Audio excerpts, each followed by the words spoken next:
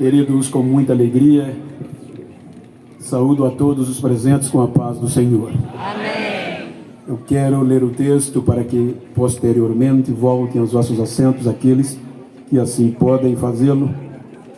E eu quero tomar o texto que Paulo escreveu à igreja de Éfeso, capítulo 2, pois se trata de uma festa da igreja, da evangelização.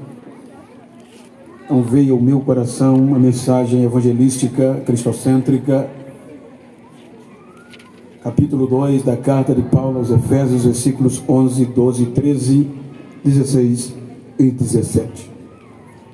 Portanto, lembrai-vos que vós, no outro tempo, erais gentios na carne, e chamados incircuncisão pelos que na carne se chamam circuncisão, feito pela mão dos homens, que naquele tempo estava sem Cristo, separados da comunidade de Israel e estranhos às alianças da promessa, não tendo esperança e sem Deus no mundo. Mas agora, em Cristo Jesus, vós que antes estavas longe, já pelo sangue de Cristo chegasse perto. Versículo 16. E pela cruz reconciliar ambos com Deus em um corpo, matando com ela as inimizades. E vindo ele, evangelizou a paz a vós que estavas longe e aos que estavam perto. Amém? Queiram aqueles, assim como eu falei, que podem, tornem os nossos assentos, enquanto quero agradecer a Deus pelo privilégio de fazer parte da história da Assembleia de Deus em São Luís do Quitonde, pelo seu centenário, e com certeza no próximo centenário, se Cristo não vir, não poderá estar. Então isso eleva mais a minha gratidão a Deus por fazer parte da história, e para isso quero agradecer ao meu pastor e amigo, pastor Amaro Antônio, com a sua digna esposa, irmã Cidinha, fazendo menção do evangelista Josemi com a irmã Maltide, que está junto com ele, e em nome deles externar a minha gratidão a todo o corpo ministerial desta cidade, desta igreja, a membresia. Que Deus os abençoe e parabéns pelo centenário. Quero agradecer a Deus pela vida de todos os pastores que reverencio na minha retaguarda, na minha vanguarda, mas sobretudo os pastores que assim os considero como meus pastores, amigos, que estão aqui na minha retaguarda. Em nome do pastor Cício Marinho, quero externar a minha gratidão a todos os demais. Gostaria de citar o nome, mas eles entendem, os amigos, como também quero agradecer aos meus amigos, o Zé Roberto, a Elisângela Família, o Ronaldinho, o Alexandre, o Rodrigo, por eles se predispuseram a estar comigo. Muito obrigado, e assim sendo, quero agradecê-los. Quero agradecer e fazer menção de gratidão a Deus pela vida de Sua Excelência, deputado Mesaque, com a sua assessoria, Gunar, como também agradecer Sua Excelência, Senhora Prefeita, Excelentíssima Senhora Prefeita Fernanda, em exercício, por me receber no seu município, como também Excelentíssima eleita Senhora Prefeita Márcia, que a vossa gestão seja de bênção e prosperidade para este município. Este é o meu desejo. Como também aos representantes do Poder Legislativo, quero reverenciá-los. Queridos, tomando por base este texto, eu quero tomar por parte o privilégio nosso de fazer parte de um projeto de evangelização. Quando nós analisamos a carta de Paulo a Éfeso, os irmãos hão de convir que a cidade de Éfeso, há cerca de 2000 anos atrás, era uma das principais ou a principal cidade, província romana na Ásia Menor. E sendo assim, esta cidade estava em um crescimento assustador no contexto político, econômico, religioso, por conta da deusa Diana. Então a cidade estava em uma ascendência admirável. Quando Paulo, na sua terceira viagem, chega na cidade de Éfeso, vindo de Jerusalém e da Síria, ele chega e, junto com Áquila e Priscila, prega este evangelho de poder. A Bíblia diz que o evangelho de Cristo pregado por Paulo invadiu a Éfeso, a ponto de muitos religiosos converterem, muitos que praticavam a arte da magia queimaram os seus livros mágicos em praça pública e confessavam Jesus como seu Salvador. Como não sei se é uma figura de linguagem, mas está na Bíblia, que esta cidade evangelizou aquela região que toda a Ásia ouviu falar o nome de Jesus. Imagina 53 a.C. propriamente, 52, 53, 10 anos se passaram. Por volta de 62 a 63 depois de Cristo, Paulo, já na prisão, escreve esta carta a Éfeso. Éfeso é uma igreja composta era de gentios. Então Paulo, alguma coisa estava a mercê, que ele estava trazendo-lhes à memória um passado escuro, para que eles não esquecessem, como gentios, o privilégio que eles tinham de pregar, de viver e divulgar o Evangelho de Cristo. Quando nós analisamos o teor da carta, os irmãos hão de convir que Paulo ele faz uma divisão para mostrar o que nós éramos desprezados. Ele fala de judeus e de gentios. Obviamente que judeus eram todos aqueles escolhidos de Deus, ou escolhidos para o projeto original da evangelização, descendentes de Abraão. Gentios era e ainda assim considerado na vista do judaísmo pagãos, todos aqueles que do capítulo 1 do Gênesis ao 11 se degradaram pelo pecado.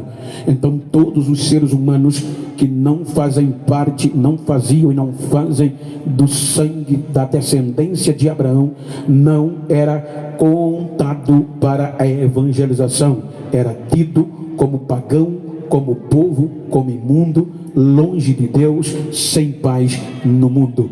Então eu quero, com essa mensagem bíblica cristocêntrica, mostrar para nós e trazer-nos à memória o privilégio de estarmos aqui hoje completando 100 anos de evangelização. Quando nós analisamos a história bíblica, os irmãos hão de entender comigo que a Bíblia nos mostra.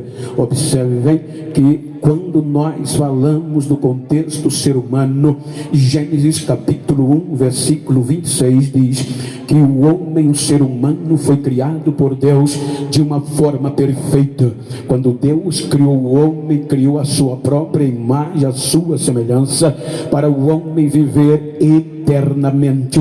O ser humano não foi criado por Deus para morrer. Ele foi criado por Deus para substituir a classe angelical que pecou, para que assim o adorasse.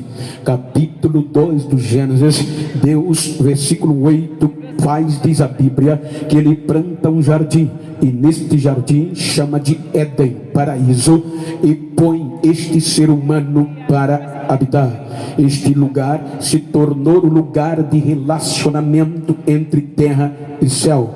Terra, ser humano; céu, o Criador. A Bíblia diz que toda virada do dia Deus descia no jardim e o ser humano o adorava. Interessante é que a Bíblia diz que o relacionamento era tão estreito que quando Deus entrava no jardim, o homem não precisava ouvir a voz de Deus. Só no barulho das pisadas, dos passos de Deus, o homem já sabia que Deus estava no culto. Então o Éden se tornou um lugar íntimo entre o homem e Deus.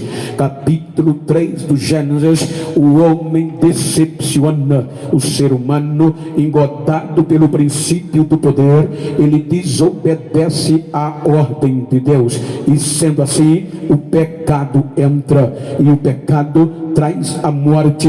Ou seja, a Bíblia diz que o pecado cria uma barreira entre o homem e Deus. Então no capítulo capítulo 3 diz a Bíblia que Deus expulsou o homem da sua presença, porque o homem pecou. O ser humano desobedeceu a Deus, escolhendo os seus próprios princípios. Diz a Bíblia que destituído foi o homem da presença de Deus. Sendo assim, Deus fecha o único lugar de adoração.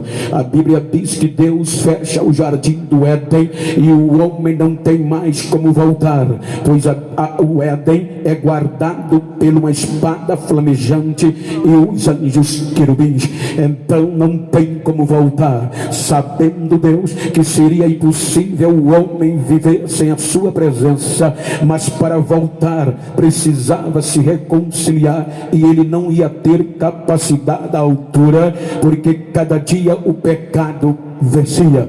Então Deus coloca proteção para ele não comer a árvore da vida. Capítulo 4 do Gênesis, o homem já distante da presença de Deus vai sentir o erro do pecado. O primeiro homicídio vem entre a família de Adão. Capítulo 5, o escritor mostra a genealogia de Sete, consequentemente da descendência de Adão.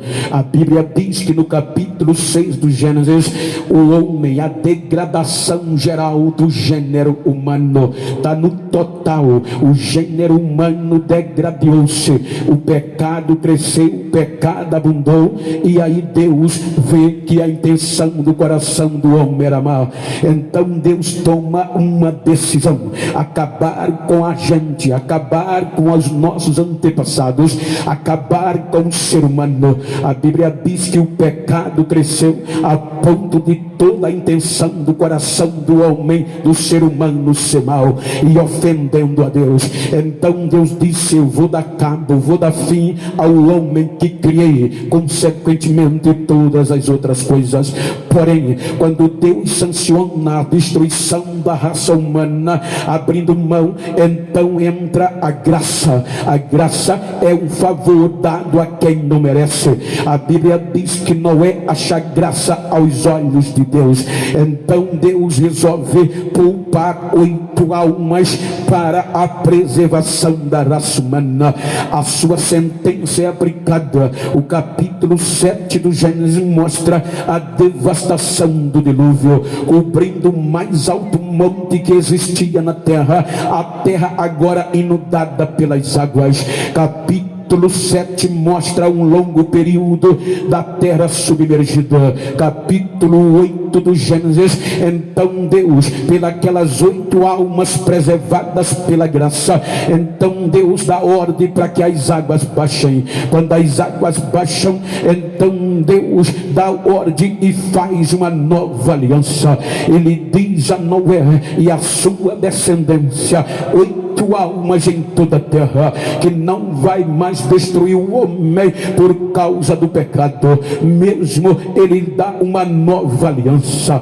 Capítulo 9 do Gênesis, ele, por esta aliança, ele volta ao governo humano. Capítulo 9, versículo 2 do Gênesis diz que desse Deus a geração de Noé: a vós eu dou as aves do céu, os peixes dos mares, os animais, em suma, tudo que tem fôlego de vida e se move, nas vossas mãos eu entrego. Então aquilo que Adão perdeu, Deus devolve a geração do recomeço. Capítulo 10 do Gênesis, origem dos povos.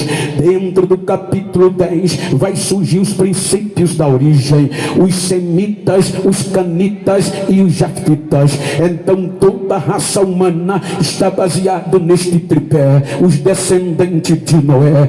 Capítulo 11, no capítulo 11, esta geração, este ser humano que tinha o direito de recomeçar em adorar a Deus pelo seu amor e a sua bondade, porém no capítulo 11 eles desobedecem a Deus, porque a ordem era encher a terra e a terra conhecer um Deus verdadeiro, seu Criador. Mas não, esta geração de Noé, ela quer parar, ela quer se unir para se prevenir de um futuro dilúvio. Então resolvem criar um projeto arquitetônico arquitetônico, uma cidade como nunca existiu, cujas torres tocassem nas nuvens do céu. Então eram prédios muito longos e compridos, e Deus desceu para ver a obra. Quando Deus examina o projeto, eles não colocaram Deus no projeto. Então Deus olha e julga e diz: o homem, o ser humano é inteligente, temos que tomar uma atitude, porque se deixarmos eles assim, ninguém mais os segura. Então o Espírito Santo vem e confunde a raça humana. Agora o tripé, estes três viés, os semitas, os canitas e os jaftitas, eles agora não entendem um outro. Era uma só fala e era uma só língua. Agora eles, uma linha falava, a outra não entendia. E agora, como não entende, são espalhados pela terra, cada um para um destino, cada viés para um continente. E agora vão viver sem Deus, sem adoração e distante de Deus. Diz a história que, como nós, e a Bíblia mostra, fomos criados para adorar a Deus. Então, que você queira ou que não, há um senso de adoração dentro de cada ser humano. É por isso que temos que adorar alguma coisa, seja o homem, seja o ídolo, seja o que for, está dentro de nós, está no manual de fabricação. Agora diz a história que do capítulo 11, no intervalo para o capítulo 12, a idolatria toma conta. A raça humana totalmente não adorava mais a Deus, mas a tudo que se movia, o astro, o sol, a lua, as estrelas, tudo era tido como um Deus para preencher a lacuna. Então, afastados de Deus, então a bondade de Deus e o amor de Deus quer resgatar este ser humano. A bondade de Deus quer voltar a ter relacionamento com este ser humano decepcionante. Então o que é que Deus faz? Deus vai pôr em prática um projeto de evangelização, um projeto de resgate, que pudesse, fim dos próprios ser humano, anunciar o nome de Deus para resgatar a raça humana.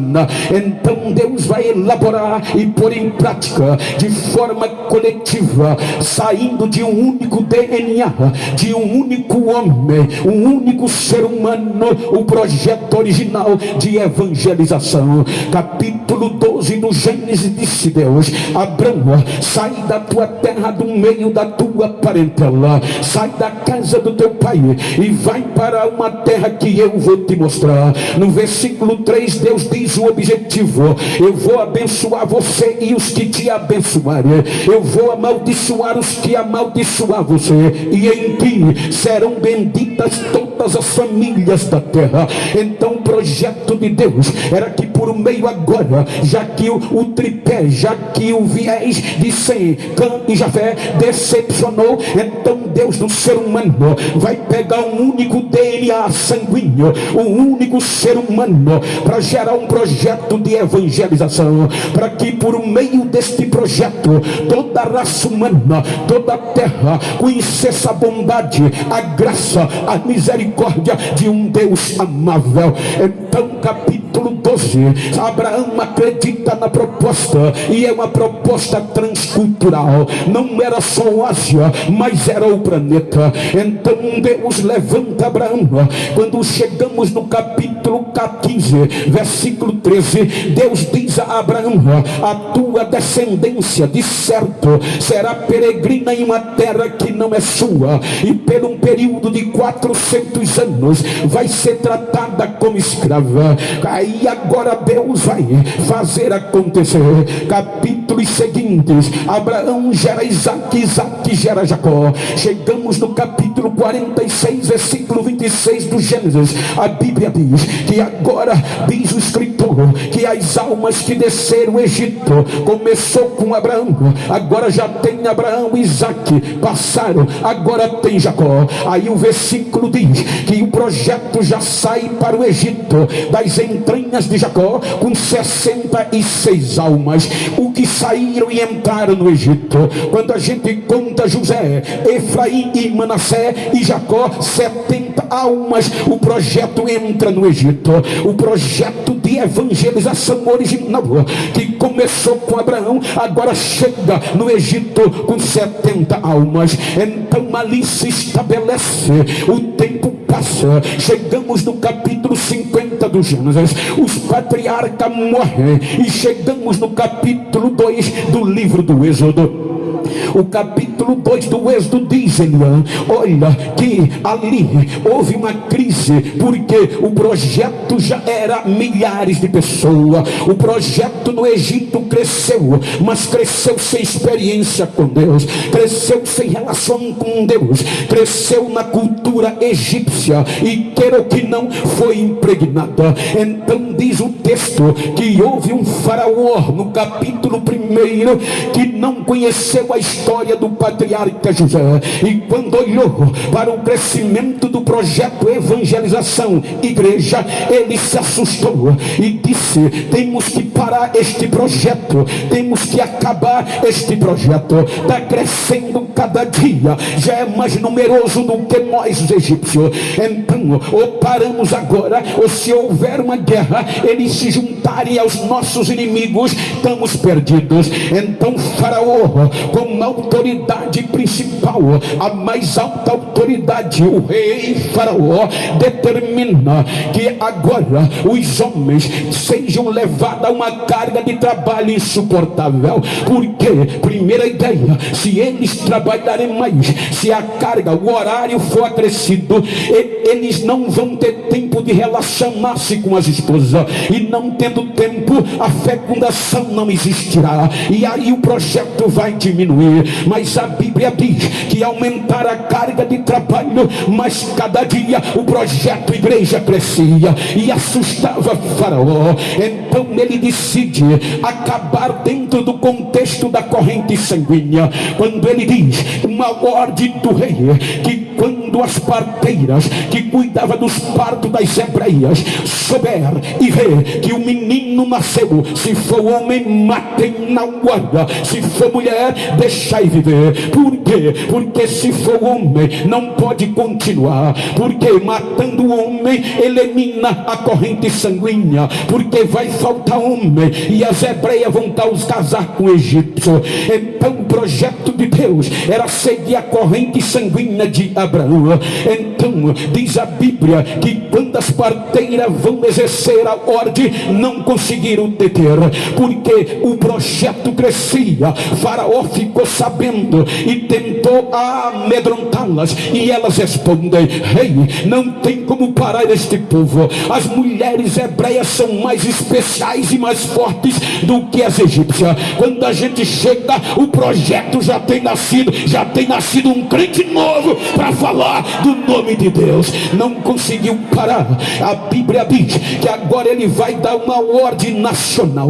Não agora é mais parteira, mas todos os egípcios e adeptos que souberem que na casa de um hebreu nasceu um menino, podem jogar no rio Nilo. É ordem de Faraó.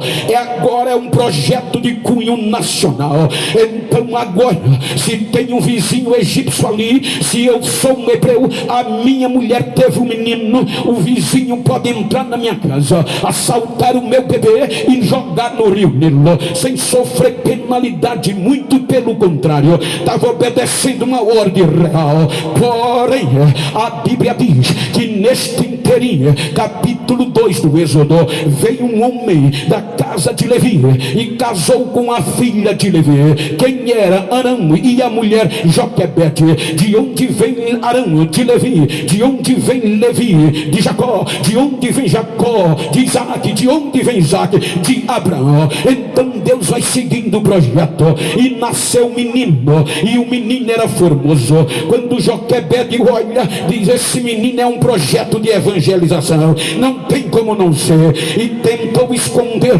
mas só escondeu até 3 meses. Com 3 meses, obviamente, não tem mais como esconder.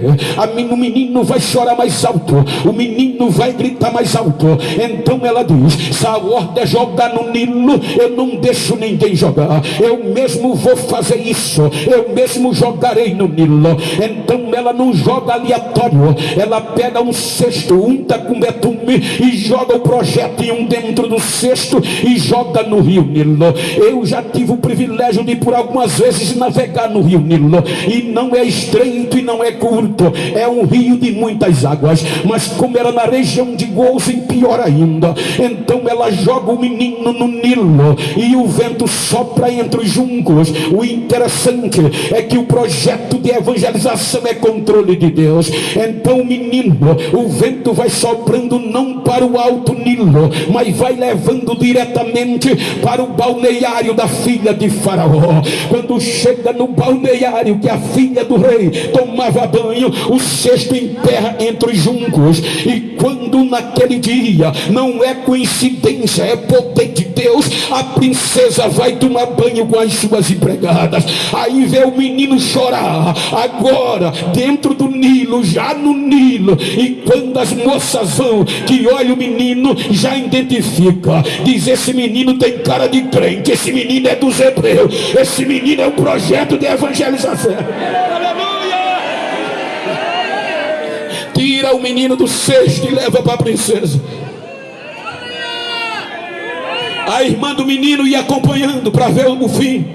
Quando viu esse acontecimento, correu. Miriam chegou e viu que a princesa se apaixonou pelo bebê, e ela faz uma proposta: princesa, eu conheço uma ama, ela pode criar, ela é hebreia, ela pode criar o menino para a senhora, posso chamá-la? A princesa diz: vai, chama ela. Quando Joquebede chega, a mãe do menino, sem identificação, a princesa olha para ela e diz: olha, cuida, cria este menino para mim, até o dia que eu mande buscar, e eu vou te dar um bom salário. Agora a mãe do menino já sai com a carteira profissional assinada. Agora ninguém vai mais jogar no Nilo. Faraó queria parar o projeto de igreja, mas ele agora é o patrocinador principal, ele agora é quem vai investir no projeto. É evangelização.